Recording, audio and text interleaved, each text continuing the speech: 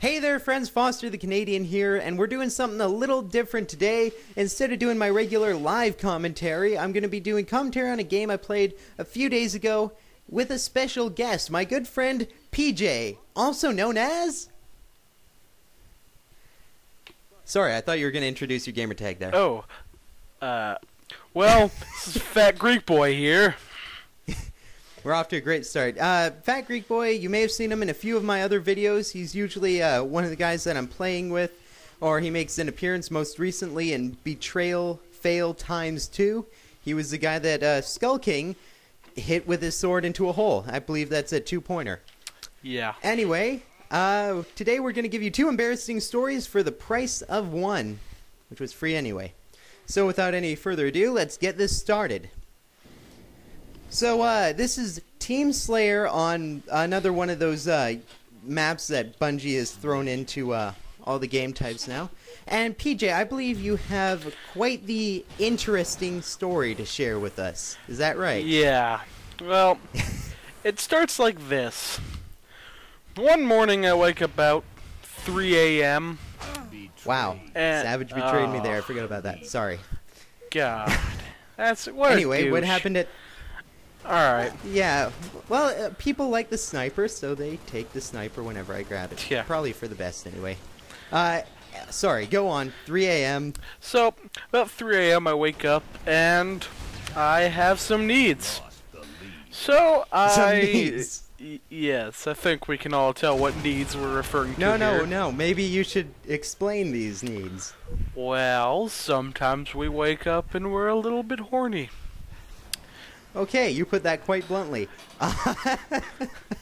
So... Okay, go on. So I wake up and I grab my phone, look up some pictures, some erotic pictures depicting maybe two not-so-dressed girls.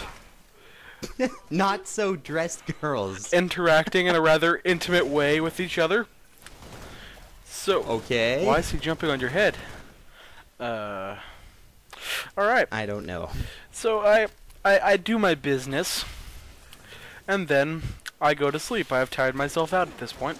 So, I wake up the next morning to my alarm and my mom waking me up, and I ask her to please go and turn off my alarm.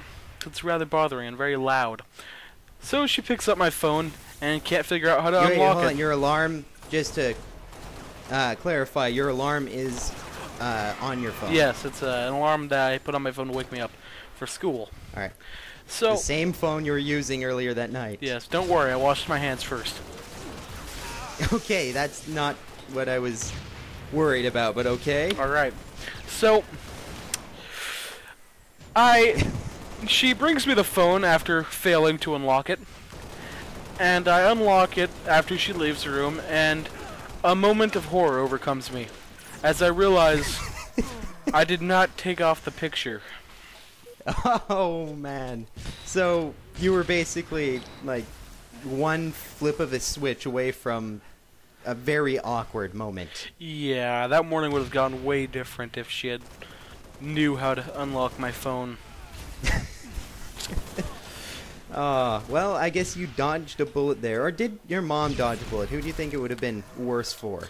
I think it would have been worse for me, because awkward questions that don't need to be asked would have been asked, and certain parties would have had a very embarrassing morning. Well, you know, that's to be understanded when you got, how did you describe it? Two women unclothed? Two rather comely women, erotic. unclothed, not so clothes. Oh, that's what it was. Not so clothed. Interacting wow. very intimately.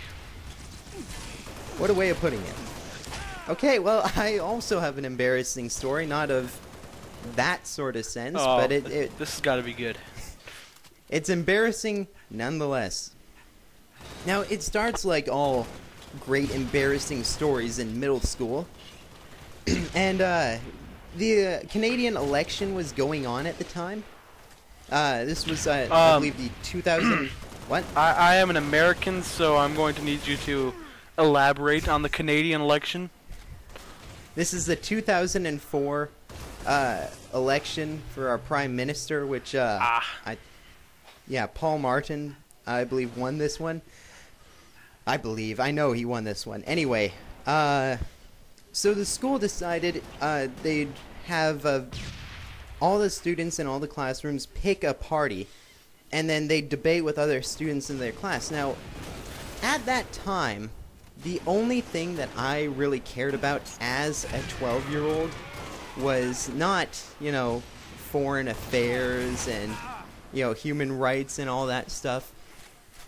It was, I mean, not that there's anything wrong with it, but gay people creeped me out.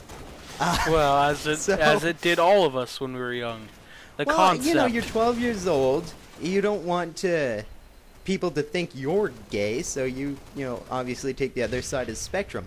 So I read that gay marriage is not prohibited in the Liberal Party. And at that time, God, I mistake words so much. I thought prohibited meant allowed, so not prohibited meant not allowed. Because it said food and drink prohibited on this bus, on the school bus, and everyone always had their snacks out. So I'm like, okay, that makes sense. Again, this is a word that no one ever corrected me on. So I'm debating, and I raised to the top of my class with just like silly things, just like, hey, vote for me because I'm the tallest. And I'm selected as the representative for the Liberal Party, the top of my class, on the basis that I... Wait, what? Does that mean that I would have been raised to the top because I'm the whitest? I don't know. I mean, at that point, like, I remember in 3rd grade, not that elementary school is anything like middle school, I remember in 3rd grade, the heaviest kid was the most popular. Well, that's interesting. It's exactly the opposite at my school. Oh, you see that? Double kill right there. Oh, yeah. Melees. I started out pretty bad. I picked it up. Anyway, as I said, I was selected to represent my class in front of the entire school, or at least everyone in the school that picked the Liberal Party. So I'm standing up there in front of 200 students, and we're all sitting in chairs. There's like, I think 7 or 8 of us. And one guy went before me, and I wasn't paying attention to what he was saying. I was just looking for my friends in the audience, giving me like thumbs up and everything. And it comes my time, and Killing Frenzy. Yeah. And she sends me up to speak at the podium. And I had no idea what I was going to say. I can't say I'm the tallest because there were some older kids there that were a little bit taller than me. Oh. So she goes, well, why did you pick the Liberal Party? And she was being very nice. And I go, I picked the Liberal Party because gay marriage is not prohibited. And she goes, oh, that's great. Why is this so important to you? Why do you support gay marriage? And at that point, I was frozen. And I'm just staring at her. She's staring at me. All the students are staring at me. We've all been there. And I go, wait a second. My mind's just trying to process. Wait, prohibited, not prohibited. That means you support gay marriage? And I actually said that out loud. And I look at the kids in my class. No one's saying a word. You could hear, breathing and wheezing. That's all I could hear at the time. So for like 15 seconds, this incredibly awkward silence. And I go, I'd like to withdraw myself from the race now. And I start trying to walk out. And as I'm walking out, she grabs my shoulder lightly, and she goes, you have to wait till everyone else is done debating. Go sit down. So she places me on the chair that I was sitting on in front of the 200 students. Oh, God. Everyone's still looking at me. And then, like, after 20 seconds, she goes, okay, who would like to go next? So finally, after all that, someone else gets on, and I'm just, like, holding my head, just freaking out. Yeah, I'm thinking to myself, do people think I'm gay now because I said I joined because gay marriages was not prohibited?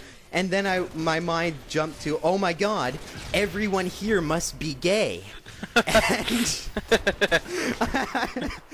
I didn't know any better, so I was just like, this is the worst time ever.